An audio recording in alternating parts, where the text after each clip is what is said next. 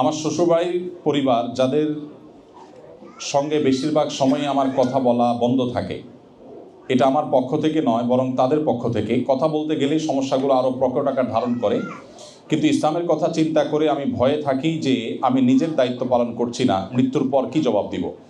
তাই আমার পক্ষ থেকে কথা বলার চেষ্টা করি, কিন্তু কোনো না কোনো দিন আমাকে শুনতে হয় যে আমরা তো কথা বলতে যাইনি, তুমি এসেছ বলে কটাক্ষ করে।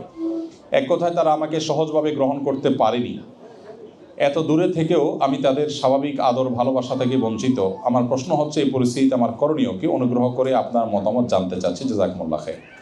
আমি জানি না এই প্রশ্ন কি কোনো ভাই করেছেন না কোনো বোন করেছেন। আসামি যে শ্বশুরবাড়ির লোকজন সেটা পরিষ্কার, বিবাদী বুঝতে পেরেছি, কিন্তু বাদী আমি বুঝতে পারিনি।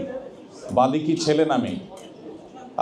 যেটাই হোক না কেন, এটা নিয়ে আসলে খুব বেশি টেনশন না করলেও চলবে। কারণ আত্মীয়তার যে সিরিয়াল আছে, আত্মীয়তার যে তালিকা আছে, এই তালিকায় শ্বশুরবাড়ি হলো চতুর্থ অবস্থানে। আমরা আত্মীয়তার তালিকা নিয়ে অনেক বেশি পেরেশান থাকি অনেকে, কিন্তু তালিকার প্রায়োরিটি আমরা অনেকে জানি না। কোরআন যে আমাদেরকে রক্ত সম্পর্কীয় আত্মীয়দের সাথে সুসম্পর্ক বজায় রাখার নির্দেশ করেছে, এখানে সর্বাগ্রে সবচাইতে প্রায়োরিটি পাবে যেই আত্মীয়, তারা হলেন আপনার বাবার দিককার যে সমস্ত আত্মীয়রা, অর্থাৎ আপনার বাবা মা, আপনার দাদা দাদি, আপনার চাচা ফুপু, চাচাতো ভাই বোন, এরা, সে সাথে ভাই বোন, এরা হলো আপনার একেবারে প্রথম দিককার আত্মীয়। সন্তান সন্ততি তো আছেই, ফার্স্ট ব্লাড।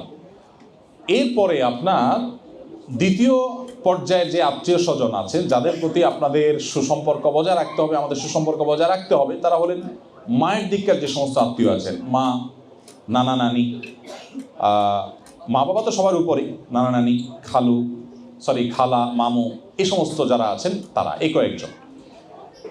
এরপরে আত্মীয়তার যে সিরিয়াল আছে, সেই সিরিয়ালে দুঃসম্পর্কে রক্ত সম্পর্কীয় আত্মীয় থাকে। যেমন ফুফাতো ভাই, মূলত ফুফার ব্লাড তার শরীরে, কিন্তু সে সাথে ফুফুরও আছে, সেই হিসাবে সে আত্মীয়, কিন্তু দূরের আত্মীয়। ঠিক একইভাবে চাচাতো ভাই, সে আপন ভাইয়ের মতো না, কারণ আপন ভাই এবং বাপ এবং মা দুই দিক থেকে আমার ব্লাডের।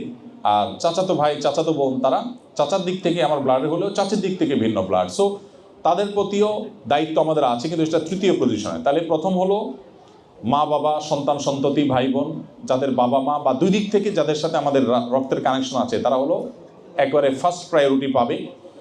এরপরে হলো আমাদের নানা বাড়ির দিককার যারা আছেন তারা, তারপরে হলো আমাদের যাদের সাথে একদিক থেকে রক্তের সম্পর্ক আছে, আরেক দিক থেকে নাই, সে সম্পর্কে যারা আছেন তারা। আর সর্বশেষ হলো শ্বশুরবাড়ির লোকজন, যারা আসলে আত্মার আত্মীয়, যারা রক্তের আত্মীয় না। কিন্তু আমাদের সমাজে দেখবেন যে মানুষ সবচেয়ে বেশি টেনশন করে শ্বশুরবাড়ির লোকজনই, মানে এটা হলো আত্মীয়তার আমাদের প্রথম প্রায়োরিটি। এটা অবশ্য পুরুষরা এই ওয়াজ শুনলে খুব খুশি হয়ে যায় যে তাহলে তো ওয়াইফের সাথে ফাইট করা যাবে। অথচ এই একই কথা মহিলার জন্য প্রযোজ্য। স্ত্রীর বেলায় অনেক পুরুষ সেটা বেমালুম ভুলে যান যে আপনার স্ত্রীর ক্ষেত্রে একই কথা প্রযোজ্য। তিনি তার মা বাপ, তার ভাই বোনের প্রতি যতটা কেয়ার করার জন্য শরিয়ার দিক থেকে নির্দেশিত, ততটা আপনার বাপ মা ভাই বোনের প্রতি কেয়ার করতে তিনি নির্দেশিত না, মানে ওই লেভেলে না। কিন্তু স্বামী স্ত্রী পারস্পরিক সম্পর্ক বজায় রাখতে গিয়ে স্বামীর প্রতি সৌহার্দ্য, তার প্রতি ভালোবাসার প্রকাশের অংশ হিসাবে অবশ্যই তার মা বাপ, তার ভাই বোনের প্রতি আপনার একজন নারী হিসাবে, একজন স্ত্রী হিসাবে আপনার অবশ্যই সুসম্পর্ক বজায় রাখার চেষ্টা করতে হবে, সাধ্য অনুযায়ী সচেষ্ট থাকতে হবে, সেটা ভিন্ন বিষয়। বাট শরিয়ার যদি ফরজের কথা বলেন, তাহলে সেক্ষেত্রে তার মা বাবা, তার ভাই বোনের ব্যাপারে যেরকম তাকে সিরিয়াসলি দায়িত্বশীল হতে বলে বা আত্মীয়তার সম্পর্ক রক্ষা করার ওখানে প্রায়োরিটি যে লেভেলের, এখানে সেরকম না। পুরুষের ক্ষেত্রে একই কথা প্রযোজ্য। বিধায় যিনি প্রশ্ন করেছেন তাকে বলবো, শ্বশুরবাড়ির লোকজন যদি খুব বেশি ইগনোর করে, তো আপনি ইগনোর করেন, আপনারা তো বেশি মাথা ব্যথা করার বা মন খারাপ করার কোনো কারণ নাই। আর যদি মনে করেন যে না, এটা আমি মিনিমাইজ করতে চাই, আমার কষ্ট লাগে, বা বিশেষ করে স্বামী স্ত্রীর মধ্যে বোঝাপড়ার গরমিল হয়ে যায়, তাহলে আত্মীয়দের সম্পর্কে নবী সাল্লাল্লাহু আলাইহি ওয়াসাল্লামের একটা কমন কথা আছে, খুবই গুরুত্বপূর্ণ। নবী সাল্লাল্লাহু আলাইহি ওয়াসাল্লামের কাছে এক লোক একবার এসে বললেন, হে আল্লাহর রাসূল, আমার আত্মীয়কে আমি ভালো আচরণ করতে চাই, আমি তার সাথে ভালো ব্যবহার করতে চাই, কিন্তু সামহাও সে আমাকে কষ্ট দেয়, সে আমার সাথে ভালো ব্যবহার করতে চায় না। তখন নবী করিম সাল্লাল্লাহু আলাইহি ওয়াসাল্লাম বলেছেন, তুমি যা বলেছো বাস্তবে যদি তাই হয়ে থাকে, তাহলে তোমার সে আত্মীয়, সে তো কপাল পোড়া, সে নিজের ক্ষতি করছে, আত্মীয় সাথে সম্পর্ক নষ্ট না করে। বাট মনে রাখবে, আত্মীয়তার সম্পর্কর বিষয়টা গিভ অ্যান্ড টেক না, যে সে দিবে তারপর তুমি দিবে, এরকম না।